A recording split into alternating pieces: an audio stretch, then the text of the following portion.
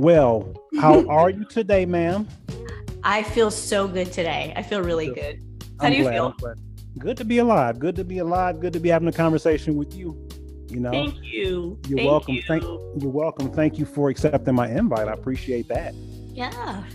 Now, two things. Thing number one that I noticed is that keyboard in the background, and somebody that I'm learned about named Trina has experience with the keyboard. Will you tell me about that? How old were you when you first started playing piano, and how do you still play now? Wow, you must have done some research on me. Yes. Maybe a little bit. I can't remember when I started playing piano because there's always been a piano in my home. My mother is a piano school teacher, and my grandmother was a hardworking lady who could afford to put a piano in the room. And that's what she wanted from my mother. And, I never could really get into the lessons, but I played a lot, and I kind of taught myself by ear, really. Wow. When it was really stupid, because my mother knows note notation like the back of her hand, but I always loved to play by ear. And also my mother had an amazing record collection. Really? So I grew up my whole childhood just on the floor with the records. And okay. So I do love music, and I do play. I'm not the greatest player, but I can play what I'm going to sing, kind of. Okay. Well, being able to play the piano in itself is a skill that a lot of people do not have. So among the many other things that you're good at, this is another thing that puts you in another category. So that's wow. That's awesome. So tell me about the singing with the piano in terms of your vocal. I love to sing. I've always sang. I think I have kind of a sultry voice, Okay.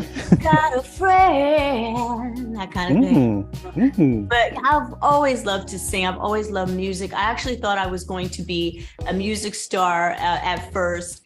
I was rapping. I used to do hip hop musicals when I was about 19, and one of my backup dancers during those hip hop musicals was Lauryn Hill. And then when they went on to do the second version, it was called The Gang's New Thread. They would do musicals off of Shakespeare plays. And I did a first run of that. And the person who took it to the second run and almost to Broadway was actually MC Light. So, I've always been just in New York in the cultural talented scene.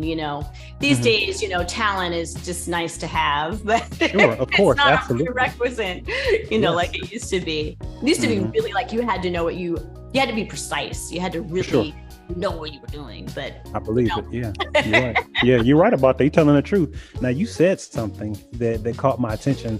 Well, two things. Thing number one is your voice. Your voice. You sing, and it's something about your voice. You have a very, very good voice quality. Something very catchy about it. Had you ever did any voiceover for animated films or anything like that? Because some people just have a voice, and you have that voice for that aspect of the business. Thank you. I have not done voiceover work, but I've gone on a lot of really big auditions for it, but I haven't been able to catch anything yet. So let's just pray that can get into my repertoire real soon. For sure, absolutely. I would love that job. Forget about it. You would be good at it as well, because it's one of those things where even you have people that are teachers, and just because a person is a teacher doesn't mean that they should teach.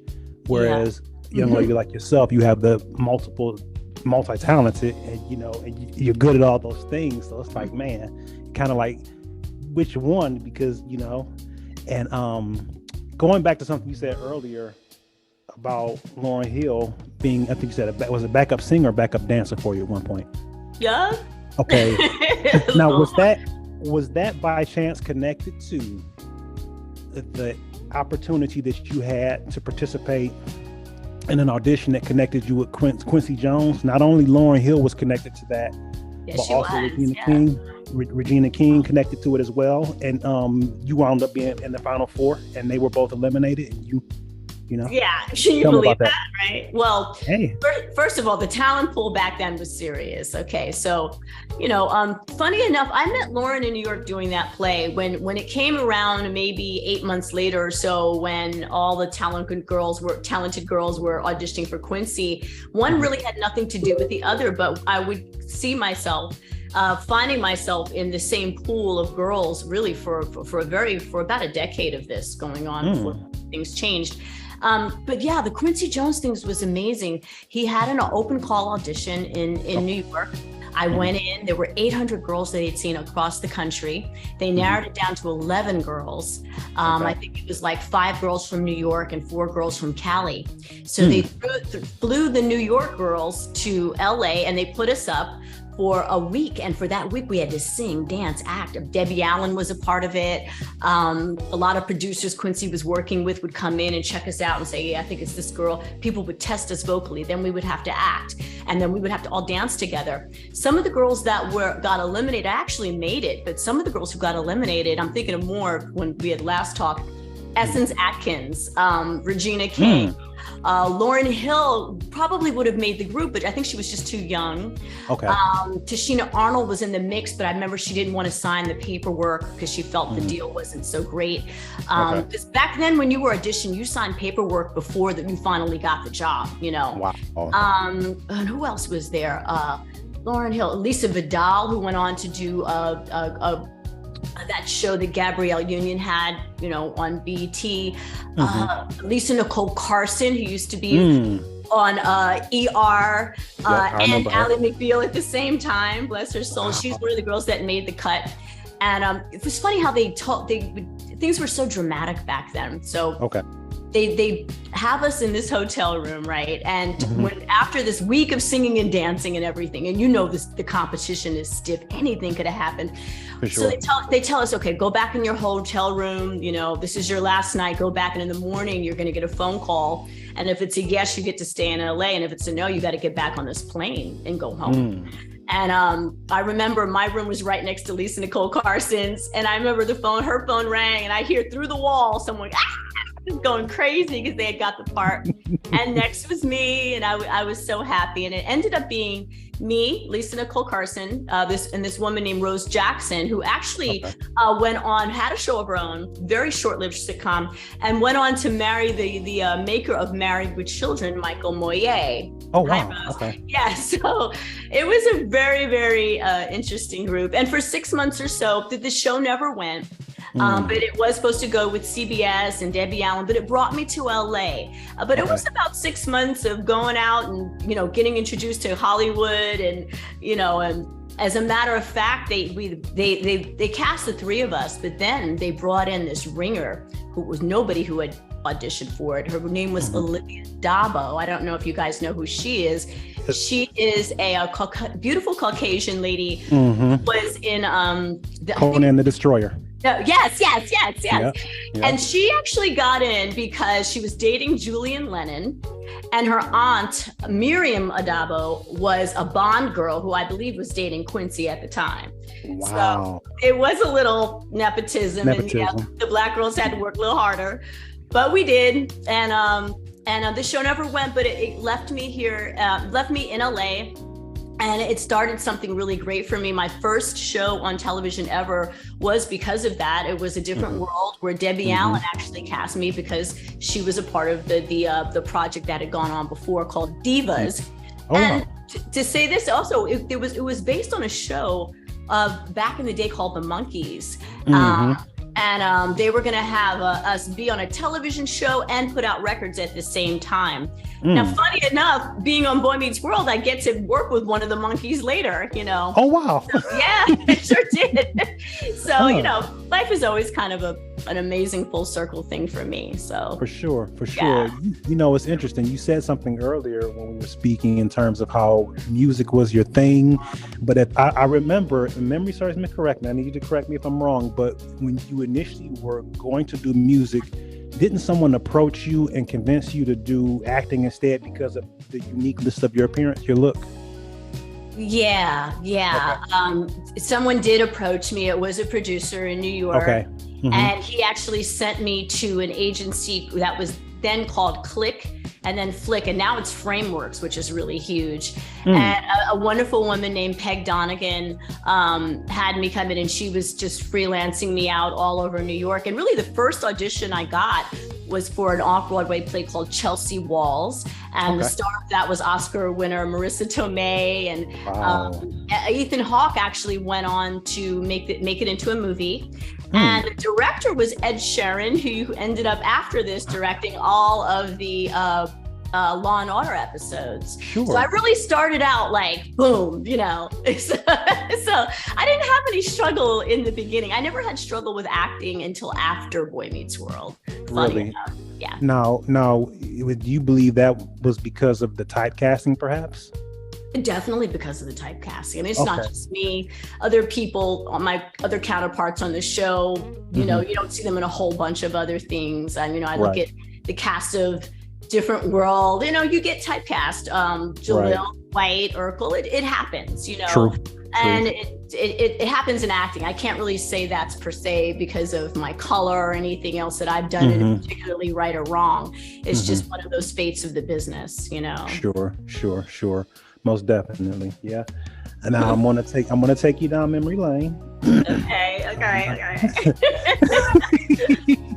All right. Think back to when you were younger, still a young woman now, but when you were slightly younger. Man, if I'm remembering correctly, somebody wrote a song, and that song got into the hands of producers that was associated to Prince, and this song was like #1 on the charts in Minnesota. Can you tell me about that story? Yes, I had a #1 hit record in Minnesota, Minneapolis. It was played on morning radio. Wow. And the story goes, I was in New York. I had befriended a friend who knew these producers, but she didn't have any musical talent. And I, at the time, was writing a lot of songs. So I used to go to I was really in the hip hop scene of the late 80s. Okay. So I remember being frustrated and I came home and I wrote this song called I'm Not Your Groupie. And I had the lyrics and I gave it to my friend. She passed it on to these producers. And all of a sudden they called me and they flew me out to Minneapolis. And they got me in the studio. We recorded the song and they gave me a tracksuit at the mall. And then they sent me home. So when I would call, you know, what's going on with the song? What are we going to do? We're going to do an album? Nothing I would hear from these people, nothing. Then one day a friend called me and said, hey, you know, I was just in Minneapolis. You know, you have the #1 song there. I said, what are you talking about? Yeah, you have the #1 song in Minneapolis on the radio. I've been hearing it. So I couldn't believe it. You know, that's when you could break records in the radio back then. So funny enough, then I heard later on that instead of just calling me to have me come and perform the song at some festival that they were having, they actually got a girl, put her in some sunglasses, and I guess they got her the same tracksuit that they bought me. And they actually had her perform the song all over Minneapolis. So I was a young buck then. You know, I was just so happy to be creative. I didn't know all the ins and outs of what people could do, you know. But yeah, that happens. I was 19 then. That's amazing to be 19 years old writing a song that was #1 on the charts, though. Not a lot of people can say that they've done that. Thank you. You're welcome. That's very impressive. Trina, that's very impressive. So let me ask you, and I'm going to touch on something else that you've done, the things that you've done that people may not know about. People, you know, you're a writer of music, but also you've written films. You wrote Detainment. You wrote Keeping the Faith, Mama's Got a Boyfriend. You co-wrote Sins of the Guilty, Confessions of Isabella. Jessica Sinclair Presents Confessions of a Lonely Wife. And you directed, excuse me if I didn't say already, did I say you directed Detainment already? Yes. Okay, I'm sorry. you directed and wrote, I apologize, Detainment. So it's like you writing music, writing film, directing, acting. I mean, thank you. Yeah, everything that doesn't pay. No, I mean, well, you know what? Here's the thing. But see, you know, the thing about it though is, what is money if you have not peace of mind in spending it? Exactly. I feel the same way. Yeah. And to engage with you and speak to you about these different things that you've done, it's evident you have a love for it. And what I'm curious about is, what do you love the most of all these things that you are good at? Singing too, I'm sorry. Of all these things that you're good at, what do you love doing the most? What brings you the most joy?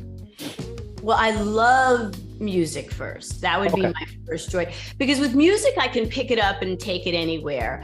But I will say the process that is easiest for me is writing and directing, because that just pops into my head real quick. I can change words around at the last minute. I can make a couple of choices where, in acting and in music, you have one shot really to make the best choice that you can, and you can rehearse and fool around. But directing is just this great instinct on the spot. That's really, really fun. And, a lot of times in our movies, because we had independent Black films that we really did ourselves before, really before Tyler Perry got big. We were really doing the movies now that you're seeing produced like on Tubi. We were doing those movies. A lot of them are on there now. With my husband, and I couldn't have been able to do any of that without my husband. Sure. Really, we met in a movie that we both acted in called Daylight with Sylvester Stallone. And from there, as things changed in the business, we decided to produce on our own. Now, I'm going to say these aren't the most great movies ever, but what they are were a really strong business models for us in terms of getting a movie done quickly. We're able to shoot a movie in 7 to 10 days. Getting a movie done quickly, because there's a business model of time versus money that you really want to get into. So, we did that. Nice. Awesome. Congratulations. And also I want to say, we used to have, a lot of times we wouldn't have scripts, so we could get through things a little faster. So we would have what we call as beat outlines, where you know what's going to happen in the scene. Everyone on the set, you come in and say, hey, this is what's going to happen on this scene. Let's try to, Larry David does this in Curb Your Enthusiasm. Let's work it out between us as actors. And I picked that up actually from Ice Cube. Ice Cube, when I did Friday After Next. Sure. Ice Cube used to come in, and I'll never forget this. He'd come in, he'd have like a scene from the script for everybody, but no one would really look at it. And then he would say, all right, well, this is what we're going to do. She going to come over here because he's mad. Y'all going to fight, and then exit. Simple, simple. But what would happen is everyone would kind of throw away the script, and we're all seasoned comedians, John Witherspoon and Anna Marie Portsford, and they would just go for it, go for the joke. And I like that style so much. So when I did my movies, I kind of realized, this is a great way to get things done, but I didn't really have the talent pool. I had younger actors, newer people. So I would end up really writing out the whole improv for them, and then, right on the spot. Because sometimes you hire people and you can look at someone and be like, they may not be too good with too many lines, or she'd be good if she did this, she'd bring her up, bring this down. And sometimes you just don't know that till they get there. So I would actually write a scene right on the spot for them. And that was always fun. So the instinct for that is a lot quicker, And then, but that speaks volumes of your creativity as well, Trina, to be able to come up with something on the spot like that. Thank you. You're welcome. It's interesting. It's interesting. I'm still laughing at your Ice Cube voice, by the way. I know. I do a lot of impressions, I do a lot of impressions, Wow. I do a Stallone impression. Trina, can you come over here, please? So it goes on. Oh my God. Now it's interesting to listen to you and you share the different stories, and your recall you have excellent recall. I mean, just a side note, are you are you the historian of your family? I mean, geez, and then I can only imagine, just because your memory is so good. Well, we have, funny enough about my family, let me go there for a minute. Sure. My great four greats grandfather directly ascended from is the second president of Haiti, Jean-Pierre Boyer. He reigned for 30 years ruling. So that's pretty interesting. My aunt on my mother's side used to sing backup for Bruce Springsteen. And I have another great out that used to sing with Duke Ellington. But we have a really great, our family has some really great historians and really great stories. And, we all kind of where our family is now, we all kind of put it back to Scuddy McGee, who came up from South Carolina because he happened to have counted out the wrong change in a white store. The store owner told him that he'd given him the right change and he said, no, this is the wrong change. And then he was told he had to leave before sundown. So that's how my family ended up migrating to Jersey and then on to New York for me. You know. Wow. See, even having knowledge and retaining that the way that you did, that's impressive. And then it's important for us to know as much as we can of our history as African people orally. It's really important.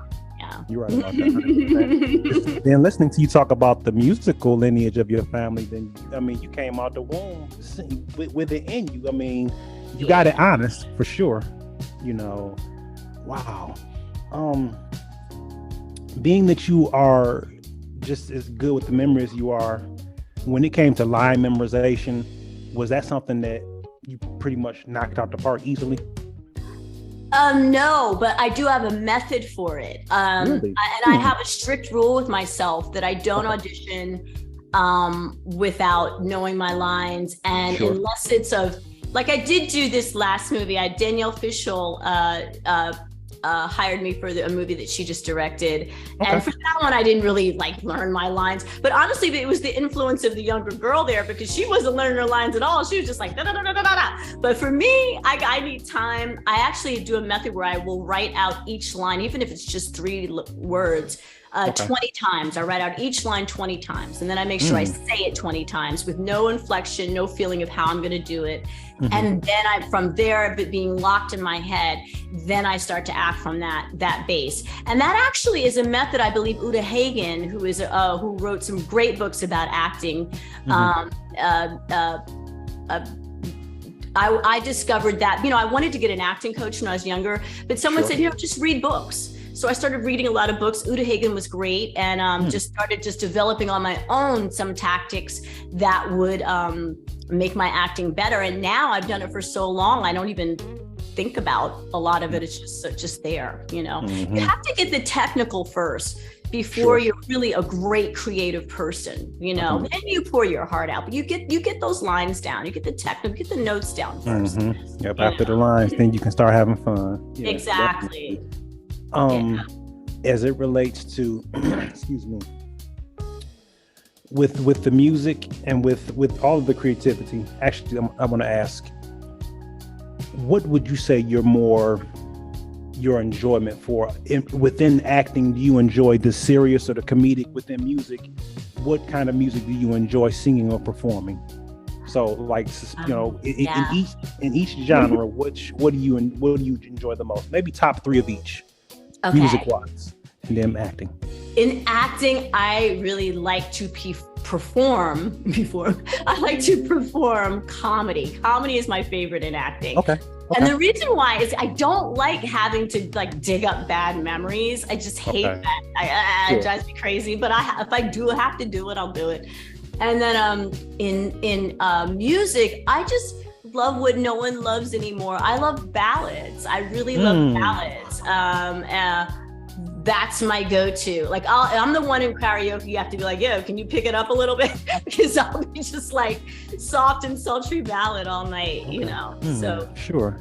Yeah. Okay. Now, all this talent that you have, did this ooze into your babies at all? With the creativity, with singing or with performing, did any of them adopt what Mama had in her, or just family actually? Yeah. My oldest daughter, she's a techie. She's a blurred, we call her. And her creativity more comes in that world. My second son is an artist, and he also does social media for a lot of comedy clubs. So he's in it. I don't know if he really wants to be as commercial with it. Them seeing me grow up and really in such a creatively commercial way, I think was a lot of turn off to them. I mean, you have to ask them, but that's from my observation. Okay, sure. Mama knows. My youngest took after some other, the Haitian side of the family, which is mostly a very political family. On that side, we have senators, we have One of my uncles is the head of the Catholic Church, and then of course, Boyer. So my youngest son took the Haitian political science interest. Wow. Okay. Yeah. All creative in their own right, for sure. Yeah. Now, with some I can't remember exactly which films it were, but maybe 2 or 3 films or 2 or 3 television series amongst the many that you've done. You had that your name was Tekla Rucci. Okay. What was that all about? Well, okay. After Boy Meets World, I found it really difficult to work again, and it was really upsetting for me. And I also was going through a divorce at the time from my children's father. Sure. And I felt like, Ryder Strong talks about this a lot. There's just this time, and I know a lot of sitcom stars have gone through it, where you just like, I don't want to be this person anymore. How do I get out of being this person? And, it takes maturity and time to realize I really need to learn how to embrace this person that everybody loves. But I wasn't there. So I wanted to change I wanted to change my name, and I changed it to Tekla Rucci, which actually means divine fame, because I was sick of being famous just for the show, and I was sick of being famous just to be famous. I wanted it to mean something and do something for people. And that's what I changed my name to for a while. And then everyone was like, you're Trina McGee, and it just became too difficult, So I changed it back. But, if I did change my name again, which I probably will, it would probably be to, a more African, calling of a name, but for now, Trina McGee's fine, Sure. Yeah, definitely. Yeah. Yep. Agreed 100%. Now, what is the origin of the name Tekla Rucci? You told me what the meaning of it was, but from what cultural background? There was a saint in the Catholic Church. I was young then, but in the Catholic Church, there was a saint called Saint Tekla, who Tekla. So that was, she meant divine fame, and then Rucci in Hindu meant love. Wow. So it was divine fame, love was what I was getting at, You put some serious business thought into that. I think too much. It's a blessing. It's a blessing more than anything, but it's a curse sometimes too. Yeah. We learn one day at a time to manage it, right? That's the thing. And it's taught, I have patience for other people too. If I see somebody who may not be as far as maybe they could be, I really refrain from judging, because I've gone through so much, We all have. And I mean, that's a blessing to hear, because unfortunately people can, and some people have gone through things, but they don't have that compassion, and something that I get from you, like you said with the statement you made in terms of the patience that you have, but you ooze compassion as well. That's a good thing to have. Thank you. I dropped the ball sometime. I'm gonna tell you, I made a remark online about Cardi B, a couple of weeks ago. I got attacked by everyone, and I just didn't like that she was putting out, this music, and her child was kind of like, she had to change it up when her child came in the room, And I had to think about myself. Well, am I being too judgmental and everything? But then there are times when certain situations just affect society as a whole, and they do require some judgment. Right. For sure. Absolutely. No, you're absolutely right about that. A lot of things that aren't being called out should be called out. So just because people get offended about something does not mean that you're inaccurate in what you're saying. Exactly. And we're really into beating up the messenger these days. Oh, absolutely. than hearing the message, So. Now, you've worked with so many people. I mean, oh my gosh. Speaking of patience, be patient with me for a second. I mean, the Birdcage, Robin Williams and Nathan Lane. Yeah. Robin was great. Wait, let me say something after you say what. That's okay. Robin Williams was great on that one, and he came up to me right after my little scene, and he said, "You were very, very good." And I, being so young then, that was really a big deal to me. So that was a great set to be on. Yeah, I'm sure. Yeah, most definitely. Wow. And the fact that you mentioned that now, in the Birdcage has been a while back, that really speaks to how significant that was for you, and I can see where it would be. Oh yeah, I actually auditioned for Mike Nichols was the director. He's passed now, and I auditioned right for him, and he hired me for that. Okay, nice. Wow. So we have Robin Williams you worked with, of course, the cast in Friday After Next. I mean, Ice Cube, Mike Epps, Fast and the Furious. That was just fun. Terry Crews was very, very nice he had his whole family there. And you know who else was really, really nice that some people may or may not be surprised was Cat Williams. He really treated all the women on the set so nice. And he was, how are you today? Looking lovely, lady. He was just amazing. That was a fun, very interesting set. Now, going back to something you said earlier, because you have the enjoyment for comedy the way that you do, would you say that was the project that you worked on has been the most fun? The most fun I would have to say was Daylight, because back then it took almost a year to do an action movie. So we shot that in Cinecittà Rome. And I had an apartment right outside of Cinecittà. I used to call it the Bronx of Rome. And we stayed there for 6 months. So that was like really had a huge effect on my life. I met my current husband in that movie, Marcello Thedford. I worked with Stallone's son, Sage, before he died. The memories on that set, that was a crazy set. Wow. I mean, yeah, that was something. That was the most memorable time, and it's such a long time that we were there. So so is the length of time that it took to film that, was that it made so many memories being in a foreign country, learning things I didn't know, the nightlife, we would go out and it would just be wild. Okay, so the most memorable experience from the film side would be Daylight with Sylvester Stallone. Yeah, but I will say the most fun would definitely be Friday After Next. Okay. And the thing that made me think about that was just what you spoke about earlier in terms of how you have that enjoyment for comedy, and of course Friday After Next. Oh yes, that's I didn't know that was going to be a classic. And I've really been very, very blessed to jump into classics. It may not be frequent, but they're always they're classics. They're heavy. And at least I've been able to kind of ride off of that until the next thing comes along, Absolutely. Oh, for sure. Now, what would have been your most fun project as it relates to the television side of it? Most foreign or unfun? Most fun, most entertaining. Most entertaining. Yes. Oh, you know what? I did this role on this show called City Guys. It was a Saturday morning show. This man, Peter Ingle, used to produce a whole lot of them. But I did this role where I got to actually play this character named Ashley. And I moderned it. I patterned it after Jasmine Guy, who I'd worked on A Different World with. Okay, and I got to just be like, hello, and very soft and feminine. And hi, I'm Ashley. And I thought that was really fun. I think I had everybody in the set talking like that.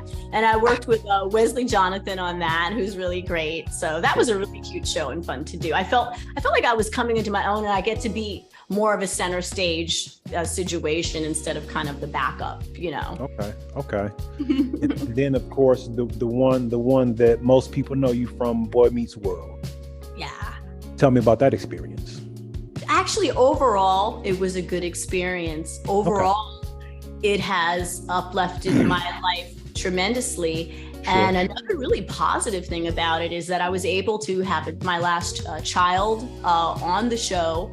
The producer, Michael Jacobs, was very gracious about that. I do think, though, of course, I had times, that weren't so pleasant. I would have talked about them in the press before. Sure. What's really great about the things that did transpire is I've gotten to talk to the cast and actually become friends with them as adults, because now we're all adults. They're in their 40s. I'm a little more, but now they're different people. And they've been very, very nice, very apologetic, but more than that, they've really showed up and showed out for me. So the arc of the whole thing has been great, but no, I had some crazy moments on there. And it really just is, I find I kind of was cut out to be the one Black person in an all white space. I went to a school called Horace Mann in Riverdale, which was a predominantly all white Jewish, very, very expensive school to go to. I was the scholarship kid. And I had instances there. I remember one time I went to lunch with a bunch of kids that were my friend, all white kids. And somebody had gotten a new car and we got in the car, piled in. I'm the only Black girl. And then I didn't know what this meant, okay? But we're driving past Burger King, and one of the girls says, "Oh, let's not go to Burger King because that's where all the Schwartzes work at." And I didn't know what Schwartz meant. I didn't know what it meant. You know, I didn't know it meant nigga. So, wow. But when we got out the car, one of the guys said, "Trina, I think you should know what that she said and what that is." And funny enough, I was very upset about it. And then the girl got kind of called out, and then she actually came back to me. She actually was a really good friend of mine, and so it was kind of disturbing. And then she apologized for it. But it was always kind of a tension that I didn't understand. It's strange to be the only Black girl, but I was so used to it growing up. So when I got to Boy Meets World, there was a lot of stuff that I honestly was already so used to. But then but I think there were just times where I was like, things were said that maybe now people would say I was oversensitive about, but I just wasn't used to. I worked so hard to get there, and I just wasn't used to any kind of disrespect in any way. Of course. Honestly, I really didn't know exactly how to handle it then. You know, a lot of people say, "Well, why did you wait so long to say something about that?" Or what made you? Well, what was I supposed to say? You know, how was I supposed to get fired? I mean, was I supposed to risk my job? Because, you know, no. So you swallow it, you know, and you keep going. And then there comes a point where maybe you just don't want to swallow it anymore. You know, I watched my grandmother also deal with this. She worked in U.S. Customs with the government. She was the only Black secretary in the office. And one day she was indispensable to the office. She was supposed to be promoted for a promotion that she was in line for. Well, they sent her off on a vacation. And when she came back, there was her white counterpart who did not have the experience, got that promotion. So these are kind of the things that you're going to have to expect at this time.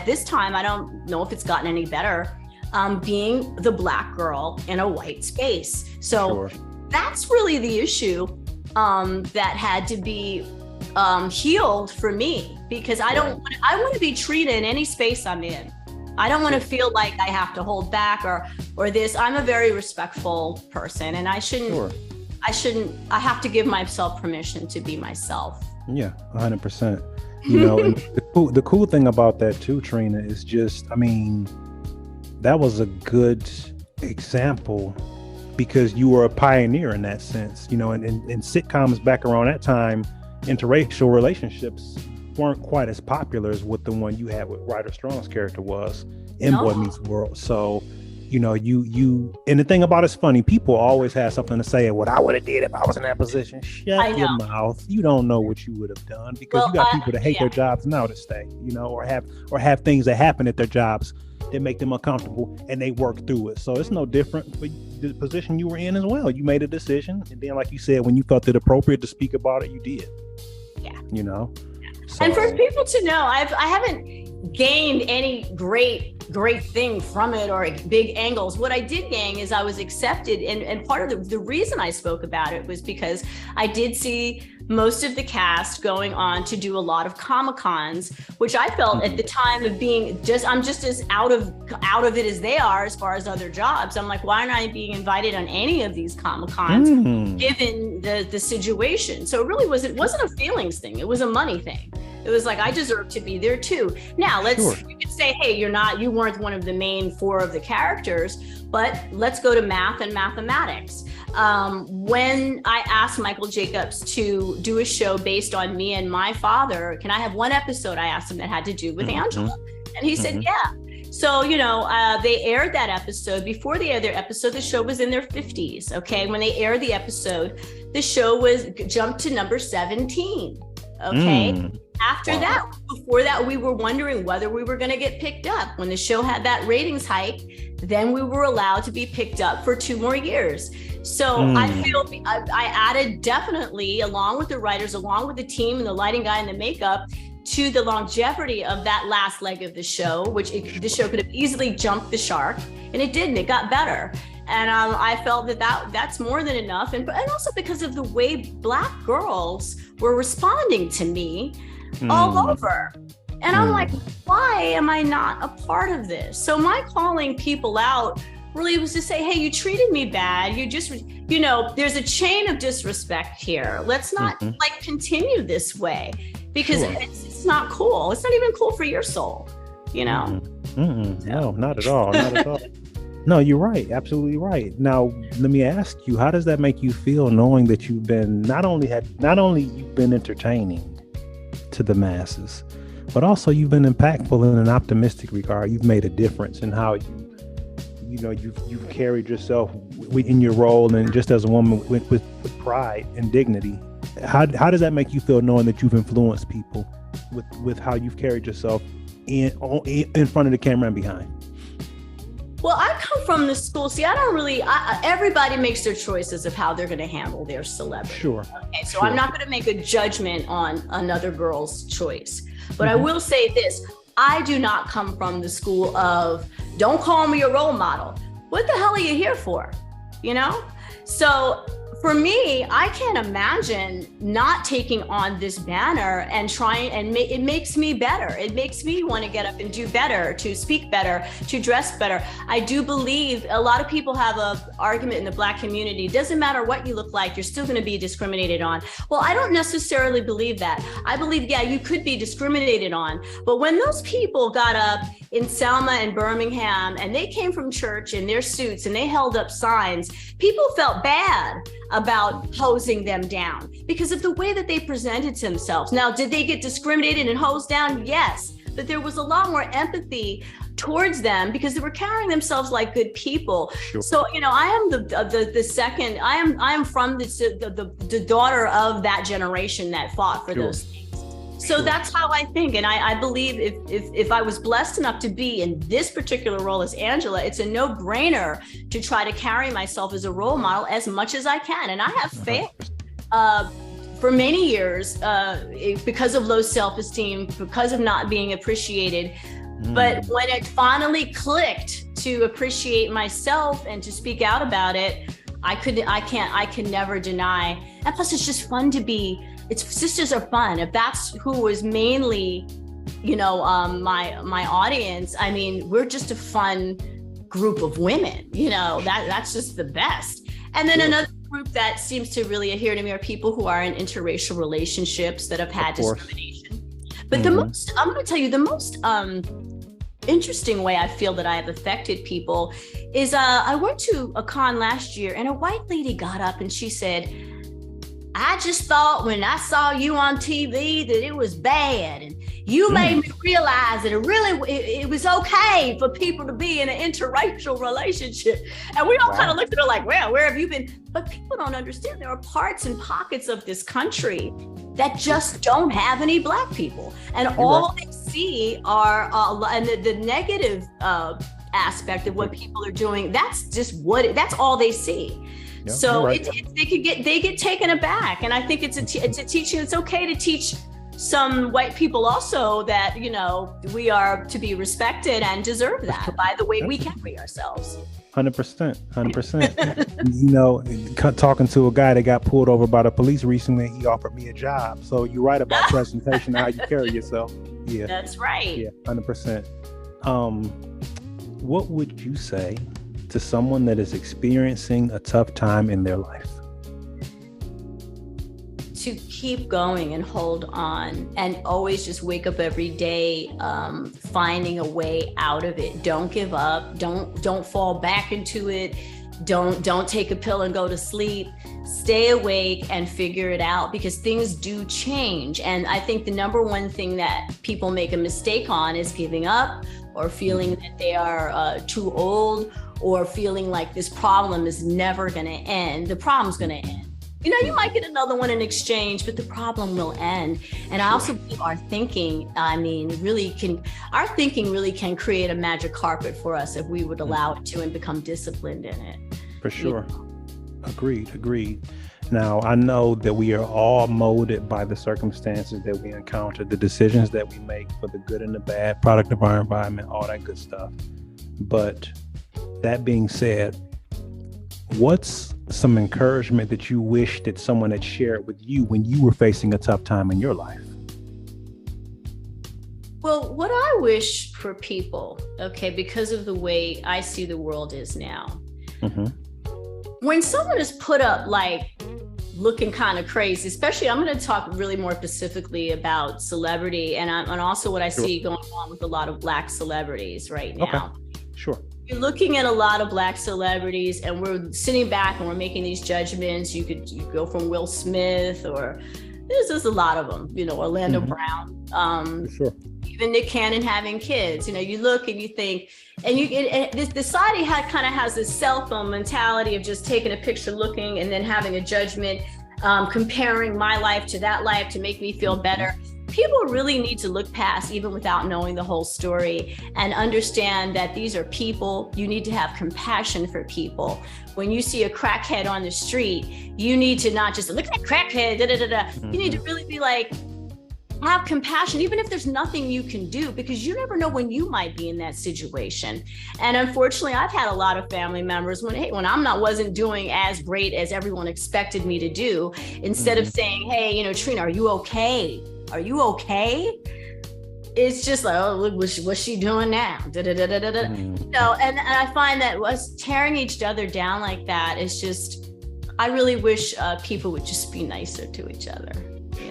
Sure. Yeah. And it's interesting because that talks back to something that you mentioned earlier about how you're patient and you're compassionate. And sometimes, and I can connect with some of what you're saying as well, sometimes people that are very patient or very compassionate were on the receiving end of no compassion and no patience, and we know what that feels like, so we're better at giving it. And it's one of those things where it's like, dang, it sucked that I went through this and I went through that, but on the same token, because I went through these things, I can connect with people. And I'm very confident throughout your whole career, and even now, you've encouraged some people. I know you have. You've talked some people off some ledges. You've stopped some people from taking themselves out, because again, the example that you set, and then even in the words that you're speaking now, very encouraging. So I really appreciate you sharing those things. Thanks. You're welcome. Gotta give you flowers right now, Well, hey, not just me, everybody. If you're doing well, just if you see someone doing well, just tell them. Right. Yeah. No, you're right. 100%. Men need encouragement. I'm a very strong believer in complimenting men. Thank you for that. Man, thank you for that. No, you're right. 100%. I agree with that.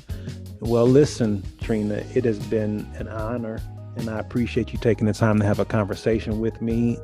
You're welcome. I'm looking forward to, I'm the album dropping, you directing something else, right? I am working on music now. I talked to you early and I told you, I think I'm just going to do TikTok videos. And I said, why did I say that to him? You're going to do so much more.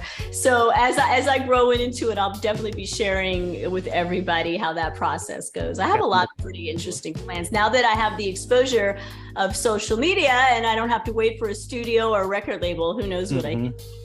A lot of people have done some major things because of social media. So, and you did it when it was a lot more difficult because it was exclusive. Exclusive. So you conquered it when you had to work a whole lot harder than a lot of these social media heads. Not taking anything away from them making things happen. But there was no platform. It was no. You did it with hard work and sweat, so that in itself is admirable, and commendable as well. So, but nonetheless, again, I'm looking forward to pretty much everything else that you're doing at this point. You know, with open eyes. I'm gonna keep them peeled because I follow you on my socials. So great. Well, I do have a movie coming out next year. It's a great just family film. I finally play a mom. It's called Classmates, and it's kind of a Disney-esque fun romp and everything. So that should be the start of a lot of great stuff that'll be coming out. Now, that particular film that you mentioned, is it how is it going to be released? Is it going to be streaming exclusive, or is it going to be in theaters? I believe it's going to be it's going to be streaming. It'll be streaming, and I will let you know all the platforms will be streaming. Okay, beautiful. Well, if you I'm blessing. When you let me know, that I'll include those in the specifics of the video description. I sure will. I just got to get the okay, from them. Yes, ma'am. Oh, I understand. Of course. Well, Mrs. Trina, I appreciate you taking the time to have a conversation with me.